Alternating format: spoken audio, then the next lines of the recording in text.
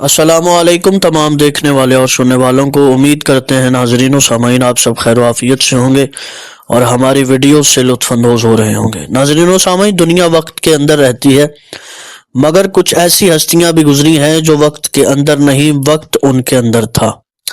ان کی نظر ماضی میں بھی جاتی تھی، حال کی تہ بھی پہچان لیتی تھی اور مستقبل کو بھی ایسے بتا دیتی تھی جیسے سب ان کے سامنے ہوں۔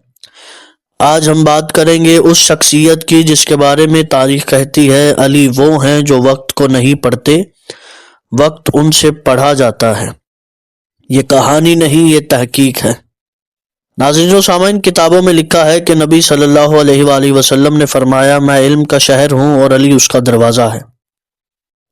علم کا دروازہ صرف فتویٰ دینے والا نہیں ہوتا، علم کا دروازہ ان چیزوں کو بھی جانتا ہے جو عام نظر سے اوجھل ہو۔ اہل تحقیق کہتے ہیں جس نے وقت کی حقیقت کو پہچانا اس نے دنیا کی حقیقت کو پہچان لیا، اور مورخین کا اتفاق ہے کہ علی وقت کے سب سے بڑے شناسہ تھے۔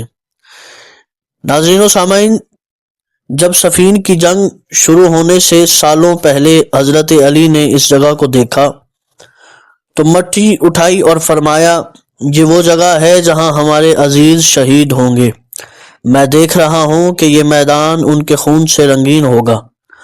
مورخین لکھتے ہیں بعد میں بالکل اسی جگہ جنگ صفین ہوئی اور حضرت علی کی بات حرف بحرف پوری ہوئی۔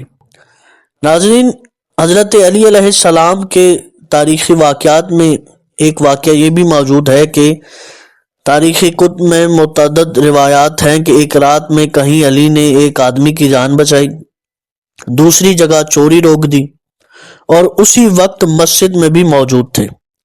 لوگ حیران تھے کہ یہ کیسے ممکن ہے۔ محققین نے اسے وقت کی تقسیم لکھا ہے، جسے عام لوگ آج ٹائم سلیپ کہتے ہیں۔ ناظرین و سامعین، مولا علی نے وقت کو ایسے تقسیم کیا کہ لوگ آج بھی اس معجزے سے حیران ہیں کہ علی ایک وقت میں 3 جگہ کیسے موجود تھے۔ ناظرین و سامعین، نہج البلاغہ میں حضرت علی نے فرمایا، ایسا وقت آئے گا کہ جھوٹ سچا بنا دیا جائے گا، امانت ضائع ہو جائے گی اور حکمت نااہل کے پاس چلی جائے گی۔ آج کا دور دیکھیں، ہر جملہ حقیقت بنتا جا رہا ہے۔ ناظرین، وقت کیا ہے؟ نہج البلاغہ میں حضرت علی نے وقت کو ایسے بیان کیا جیسے کوئی سائنسدان بیان کرے۔ وقت 2 دن کا نام ہے۔ مولا علی نے فرمایا کہ وقت 2 دن کا نام ہے، ایک وہ جو تمہارے حق میں ہے اور دوسرا وہ جو تمہارے خلاف ہے۔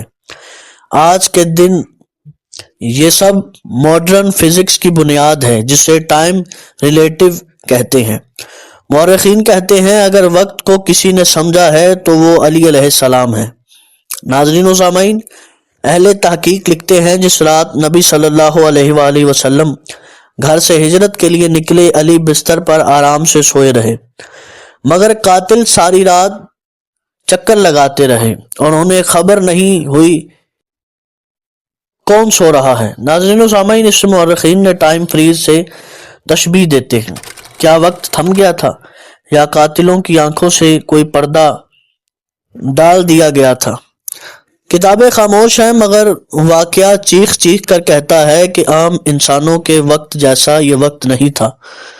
ناظرین و سامعین، علی فرماتے ہیں وقت تمہیں گھساتا ہے مگر تم وقت کو گھساتے نہیں ہو۔ جو وقت کو پہچان گیا دنیا اس کے سامنے بے قیمت ہو گئی۔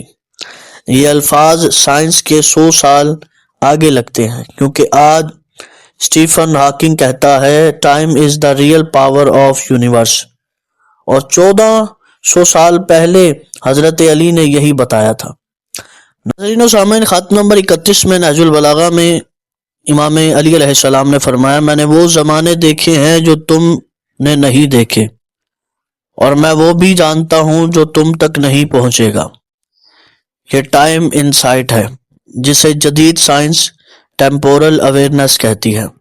ناظرین و سامعین، مورخین کے مطابق حضرت علی نے فرمایا ایسا دور آئے گا جب لوگ مسجدوں میں ہوں گے مگر دل دنیا میں ہوگا، قرآن پڑھے جائیں گے مگر سمجھا نہیں جائے گا، علم آئے گا مگر عمل نہیں ہوگا۔ آج کا دور بالکل ویسا ہی ہے۔ یہ پیشگوئی نہیں، یہ ٹائم ریڈنگ ہے۔ ناظرین و سامعین، وقت کا راز سائنس نے ابھی سمجھنا شروع کیا ہے، مگر حضرت علی نے وقت کی حقیقت 1400 سال پہلے ہی بتا دی تھی۔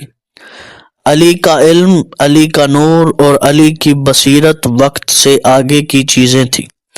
اگر دنیا وقت کے پیچھے چلتی ہے تو علی وقت کو اپنے پیچھے چلتے دیکھتے تھے۔ اسی لیے تاریخ نہیں، وقت بھی کہتا ہے علی وقت کے نہیں، وقت علی کا ہے، اور یہ کہانی نہیں، یہ حقیقت ہے۔ ناظرین و سامعین، آپ سے اجازت چاہوں گا۔ اگر ویڈیو انفارمیٹیو لگی ہو تو آگے دوستوں میں شیئر کیجیے گا، چینل کو ضرور سبسکرائب کیجیے گا اور بیل آئیکن کے بٹن کو لازمی پریس کیجیے گا تاکہ آنے والی ہر ویڈیو کا نوٹیفیکیشن آپ سب کو مل سکے۔ اپنا بہت سارا خیال رکھیں۔ والسلام علیکم ورحمۃ اللہ وبرکاتہ۔